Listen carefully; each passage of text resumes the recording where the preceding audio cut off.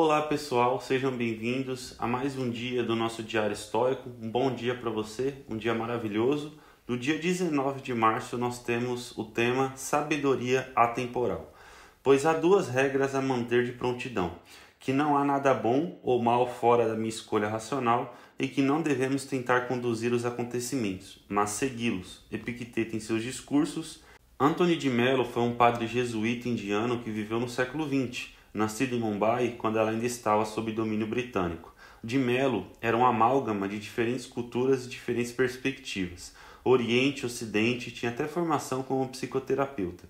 É interessante quando vemos a sabedoria temporal desenvolver-se através de escolas, épocas e ideias. Aqui está uma citação do livro de Antony de Mello, The Way to Love, que soa quase exatamente como Epicteto. A causa de minha irritação não está nesta pessoa, mas em mim. Lembre-se, todo indivíduo tem uma escolha. É sempre você quem está no controle. A causa da irritação ou nossa noção de que algo é nocivo vem de nós, de nossos rótulos e expectativas. Podemos mudar esses rótulos com igual facilidade. Podemos mudar nossa prerrogativa e decidir aceitar e amar o que está acontecendo à nossa volta.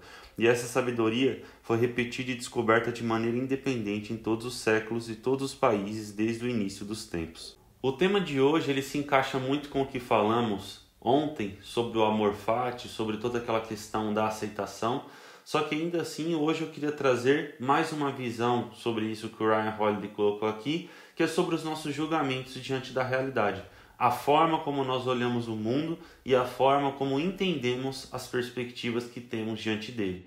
Ou seja, o mundo ele é um só, a realidade é uma só. E eu até discordo de algumas coisas que vemos aqui, como por exemplo quando Epicteto diz que não tem nada de bom ou de ruim além dos nossos julgamentos e razões. Tem coisas que são essencialmente ruins, como por exemplo um homicídio, um crime, um estelionato ou algo assim. São coisas ruins, mas elas são ruins porque nós julgamos de forma comum e majoritariamente como ruim, e através disso torna aquilo ruim. Então não é que eles estão errados, é que na minha visão a realidade ela tem por si só uma certa substância, e ela é o que ela é, porque a realidade é aliada da verdade, e ninguém manipula a verdade.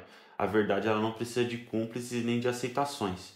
Só que ainda assim nós temos perspectivas diante do mundo, que são esses rótulos e expectativas que o Ryan Holiday colocou aqui, que é a forma como enxergamos. Ou seja, uma adversidade, um desemprego, por exemplo, para uma pessoa pode ser algo tenebroso. É o fim da vida dela, é o fim da carreira, é uma tristeza imensa. Só que para outro pode ser a chance de abrir o seu próprio negócio, justamente porque a realidade é uma só. O desemprego é um só, a adversidade é uma só que as perspectivas são moldáveis, os julgamentos eles são treináveis, e com isso nós entendemos que boa parte do que nos acontece está correlacionado sim com a forma como enxergamos o que nos acontece. Ou seja, aquele segundo A dos 3 As que falamos do amor fati, o adaptar-se. Quando você entende que o mundo não tem nada a ser mudado e a única coisa que você pode mudar é a si mesmo. E com isso nós entendemos também que podemos moldar e reagir de uma melhor forma àquilo que nos ocorre. Quando você entende que a morte não tem nada de ruim e que há a chance de valorizar a vida, quando você entende que uma crise financeira é a oportunidade de aprender a lidar melhor com o seu dinheiro, quando você entende que um desgaste no seu casamento, uma briga e uma intriga é uma chance de fortalecer os seus laços, você entende também que tudo que lhe ocorre é uma perspectiva que você tem diante daquilo. E essa perspectiva ela pode ser alterada se você simplesmente mudar a sua forma de julgar o mundo. É aquele famoso estudo da mosca na parede, como já trouxemos aqui uma vez. Que nós devemos ser como uma mosquinha na parede que vê tudo, mas ninguém a vê nesse ambiente. Porque ela tem uma holística, ela tem uma visão abrangente daquilo. E nesse estudo diz justamente isso, que para nós aprendermos a lidar melhor com os problemas, devemos se afastar cada vez mais dele e termos uma perspectiva maior. Muitas vezes o problema chega até nossa porta e nós olhamos ele dessa forma, como se o problema fosse minhas mãos. Você olha ele sem enxergar mais nada além, só o problema e pronto, acabou. E é ali quando você se desespera, é ali quando você fica triste, é quando você fica depressivo, é quando você fica angustiado. Agora, quando você dá 2, 3 passos para trás e enxerga além do problema e o problema reduz na sua frente, é aí que você enxerga as soluções, você enxerga o lado bom, você enxerga o que você vai colher enfrentando esse problema, experiência, aprendizados e etc.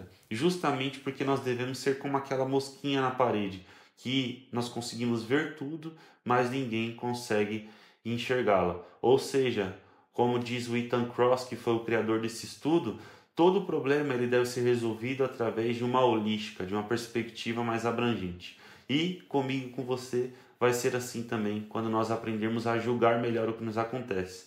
Então lembre-se que muitas vezes o que falta para você é dar 2, 3 passos para trás. Olhar o problema com mais calma, olhar com mais análise, entender que nem tudo que lhe ocorre é ruim, entender que o problema em si ele pode ser ruim em sua essência e substância. Só que a forma como você o julga, a forma como você enxerga e a perspectiva que você tem é algo alterável. Então só depende de você. E nesse ponto eu concordo. O que eu discordo é que muitas vezes o estoicismo pode parecer um pouco frio e passivo demais. Só que é o que nós falamos no vídeo de ontem e que se voltar você vai entender com toda certeza. Então, pessoal, lembre-se que a vida não é o que nos acontece, mas sim como reagimos ao que nos acontece. Pois quando nós não conseguimos mudar a vida, nós devemos mudar diante dela. Muito obrigado, pessoal, e até amanhã.